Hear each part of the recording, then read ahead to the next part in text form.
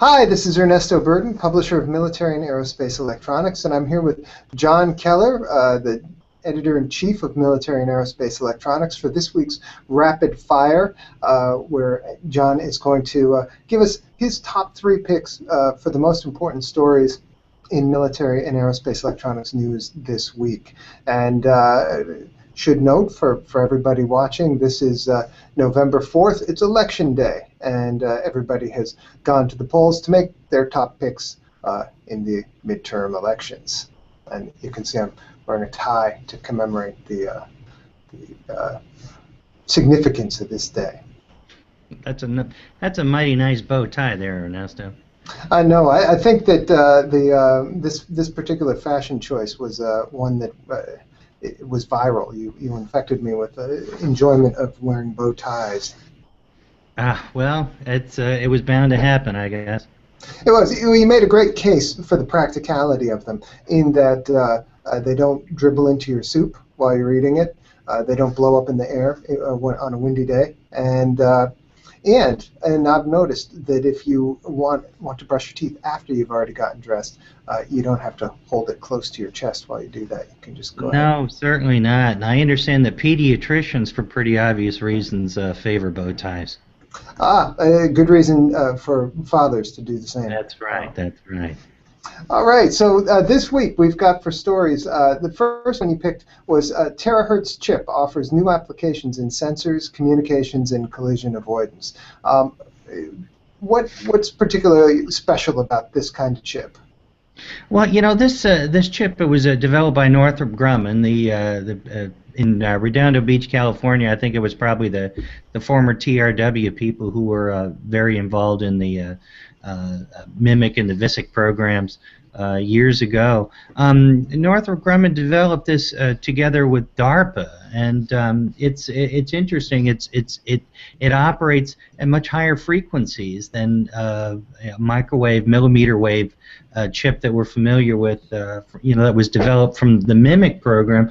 I understand that it operates in a region of the electromagnetic spectrum that lies between microwaves and infrared light. So it's very very high frequency. I'm not sure what they would call that.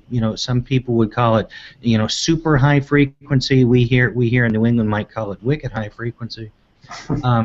But it's very high up there, and it's temperamental. It's difficult to control, but I think that DARPA and Northrop Grumman are well on the way to taming this beast, and it might lead to a range of new aerospace and defense applications that involves collision avoidance for aircraft, atmospheric sensing, radio astronomy.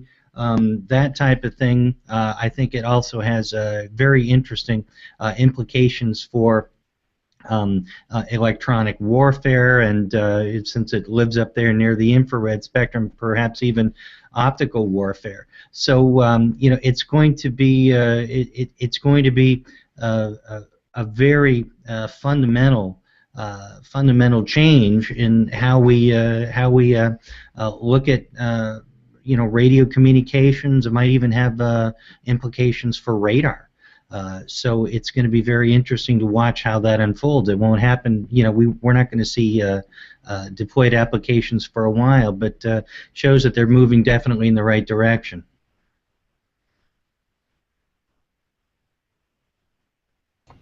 Sorry, I had my microphone muted there for a second.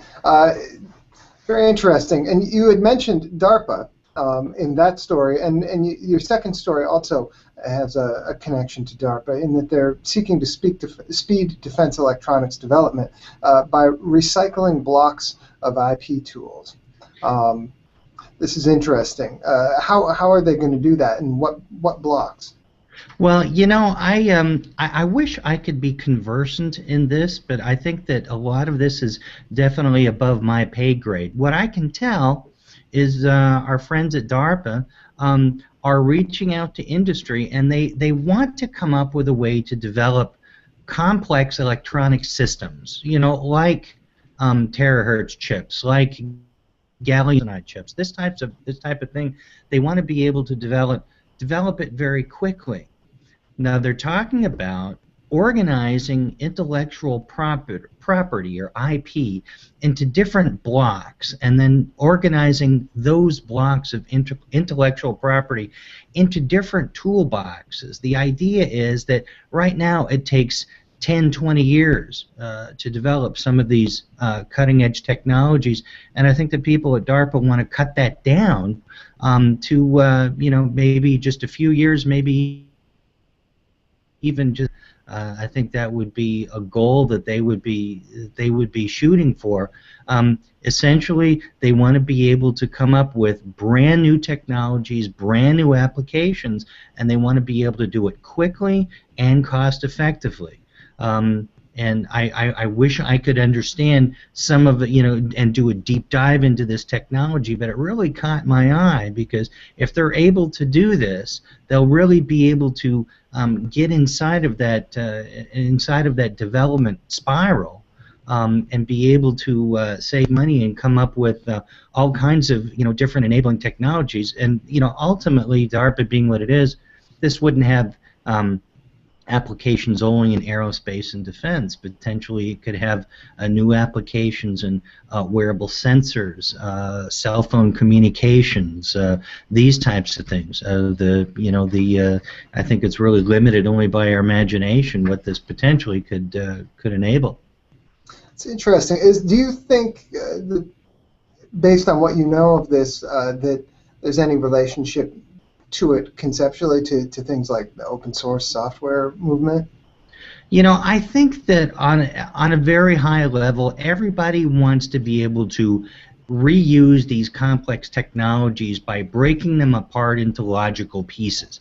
We look at software, we look at what pieces can we reuse over and over and avoid reinventing the wheel, essentially. I think it's a similar approach here, where DARPA wants to list and classify what are some of the common traits or common qualities of some of these very complex electronic technologies. Instead of reinventing things every time, let's take a look at what we have, what's common, what we can reuse, and really and not waste time reinventing that, and instead concentrating our development time and our resources on the kinds of things that we do need to develop rather than what we don't. Okay, well, makes sense. The last story that you had here today was Navy Perry-class frigates facing the end of the line. It sounds foreboding. What's happening? Well, I think we're moving from brand new cutting-edge technology to kind of a trailing-edge technology. It caught my eye that the Navy's Perry-class frigate has been one of these ubiquitous vessels that's been around since the late 1970s. I think the first ship in the class, the Oliver Hazard Perry, was commissioned, I think, in 1977. It's about the year I graduated from high school. They've been a frigate in modern naval terminology is a relatively small ship. It's kind of like a light cruiser. It's not necessarily designed to operate independently. It's not really heavily armed, but it's designed to do specific things, and that is to be able to defend against aircraft and missiles with anti-aircraft missiles, and also it's got sonar and it's got anti-submarine warfare weaponry aboard. The idea is these vessels would operate farther out from capital ships like aircraft carriers, and back in the 1980s, for a brief time, the newly recommissioned battleships. The idea is they want to be able to operate out on the periphery of a battle area and be able to defend some of the first attacks as they came in. It was really very much of a Cold War vessel. It's been around, for almost 30 years now, and the idea is that its mission is kind of going away. The Cold War is over, at least for the time being, and instead, what's taken precedence is some of the close-to-shore naval operations that are going to be taken over by the littoral combat ship. Although, there were 51 of these Perry-class frigates that were designed and built for the U.S. Navy. There were several others that were built for Australia and some other international navies.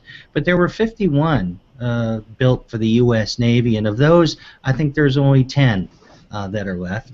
And I believe that by September of 2015, not even a year away, the last of the Perry-class frigates is going to be decommissioned. I don't know if the late model ships are going to be scrapped.